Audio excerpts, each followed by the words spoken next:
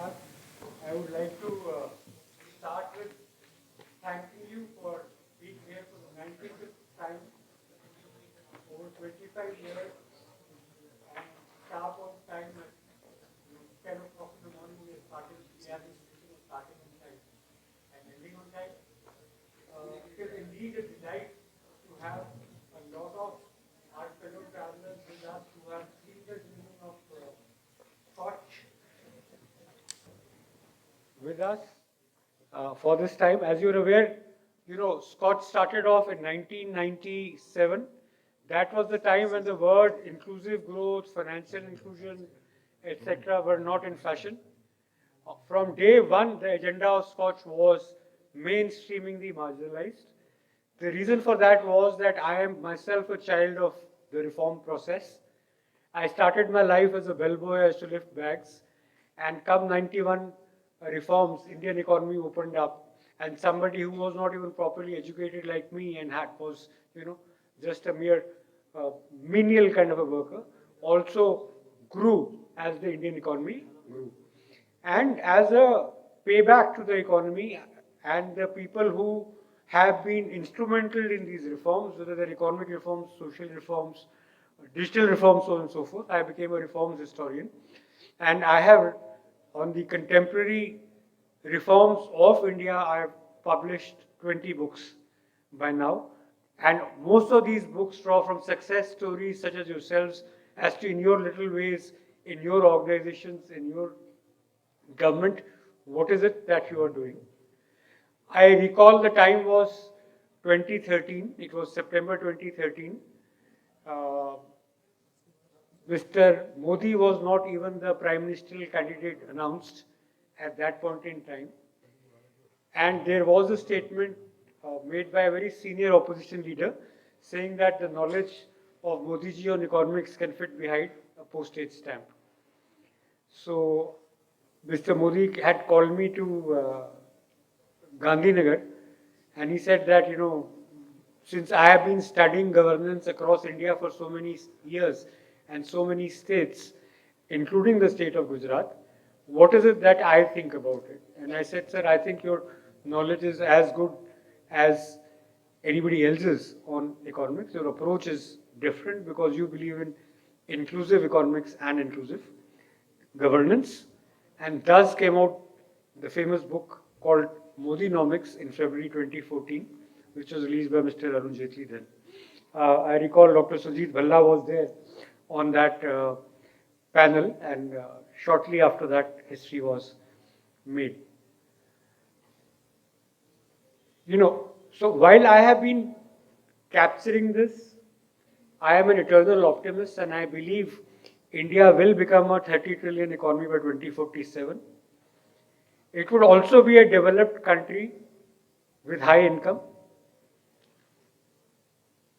The real question is, what will be the distribution of this income? Would it be 20 trillion for 100 and 10 trillion for the rest, or is it going to be more equitable than that? Niti Aayog has, so this itself has been the sum and substance of my work over the past nearly 30 years. Niti Aayog has recently commissioned BCG to formulate a plan, and while BCG is very good at the macro stuff, I hope that they would specifically pay focus to this equitable growth aspect that India so sorely needs.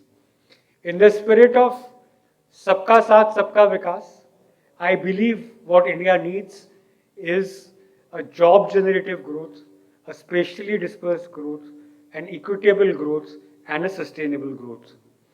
I have argued this in my recent book, India 2047, which has got papers from very eminent economists, which lay a roadmap for how do you make India 2047 a high income with equity country. And I have shared this input with the Niti Aayog, with the other policy making bodies, and I hope that this would serve as a good input like most of my other work has in the past, and it will serve the policy making well. The basic argument in the book, Modinomics, was about inclusive economics and inclusive governance. It talked about how the Gujarat model was based on governance reform and economic reform working together in synchronicity, and how that made a big difference.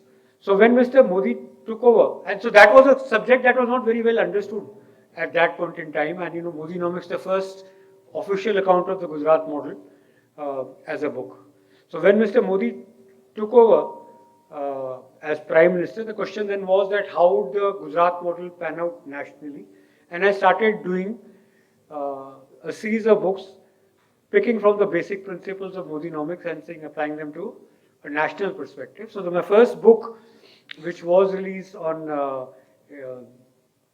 shortly after in 2014 itself, in October 2014, you recall that Prime Minister Modi had announced a scheme called Jan Dhan Yojana in August, on 15th August 2014, and 2 months after that, I came out with a book saying Defeating Poverty, Jan Dhan and Beyond. And I said the single biggest agenda that the Modi government has is to defeat poverty.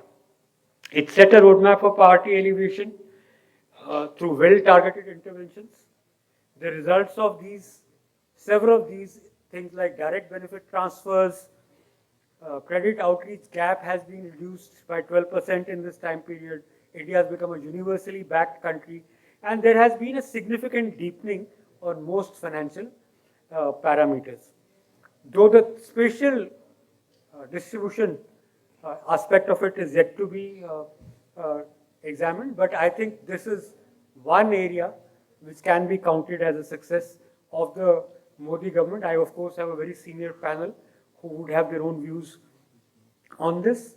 My third book in the series was Digital India, Developed India, which was released in 2016, and it laid out the roadmap of Digital India as it was to be implemented from 2016 to 2020.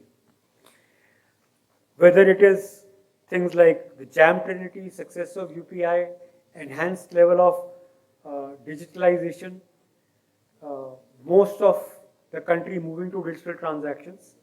So I think the second biggest success of the Modi government is undoubtedly digital inclusion, the first one being financial inclusion.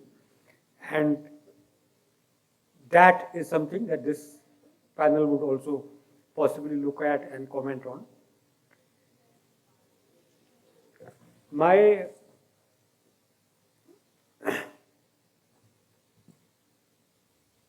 fourth book in the series was India 2030, towards the $10 trillion economy, which was released around end 2019. That was just before COVID.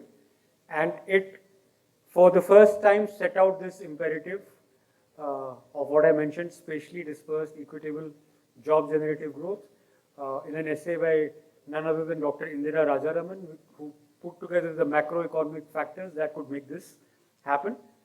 Unfortunately, then COVID happened, and the 10 trillion by 2030, 30 had a setback. But surely, soon enough, the Prime Minister gave us another target of 30 trillion by 2047. So then I have, just a few months back, with the help of a lot of fellow contributors, edited a book called India 2047, High Income with Equity, that sets out a roadmap of what could possibly be done, maybe some policy alternatives that are going to ensure that not only the 30 trillion happens, but the quality of this 30 trillion is in context of the Indian needs. So 9 years after the launch of Modinomics, we are actually having this conversation on state of inclusive growth, which looks at the ups and downs of what has been achieved. Did Modinomics pan out? Did it not pan out? But some pointers to the future that I can clearly look at while we look at the past and also get some pointers to the future. I think one of the key problems we are facing is that competitive welfareism has replaced cooperative federalism, and this is going to be the mainstay of politics.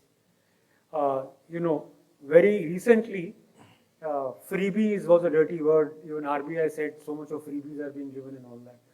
But today we find that the word freebie has been given a very quick and undignified burial. No one wants to talk about freebie. It's a question of my freebie is more than yours. So the significant challenge then that the country faces is how do we fund the Indian social democracy?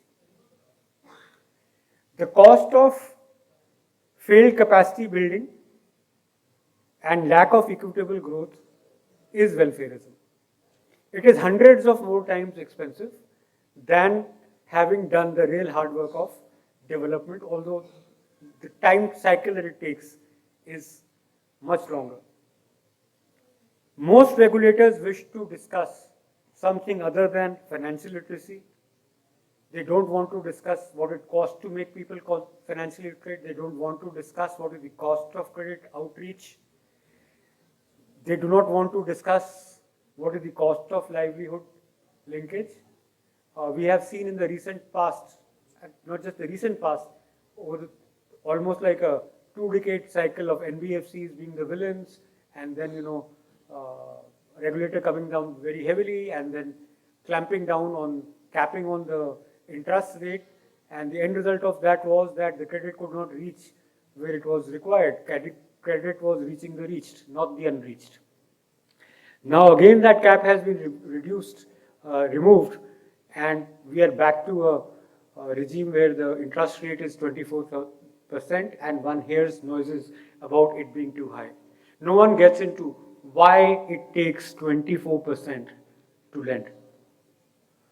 It is the cost of so many decades, 7 decades of governance and capacity building failures.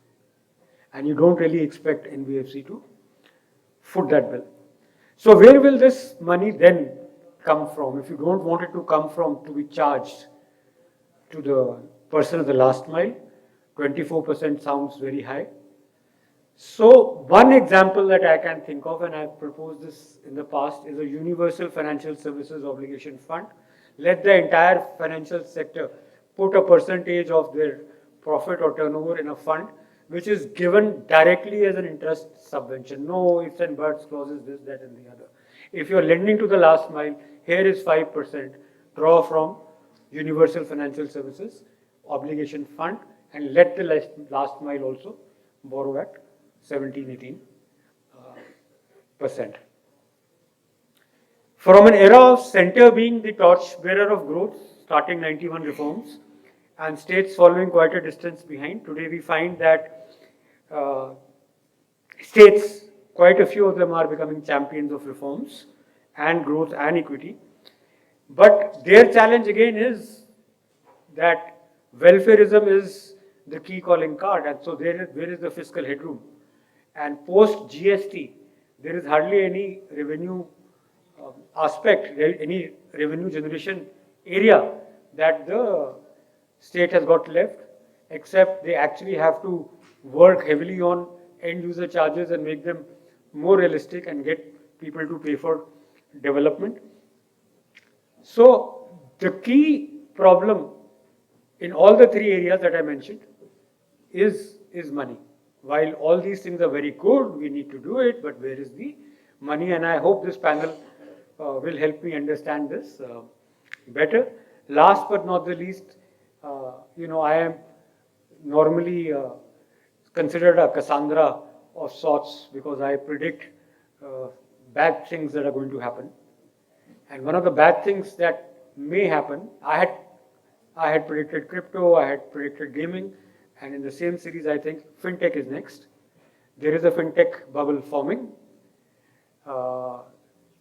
The unsecured lending is really up, personal loans are up, consumption credit is up, and everyone is using fintech as a route.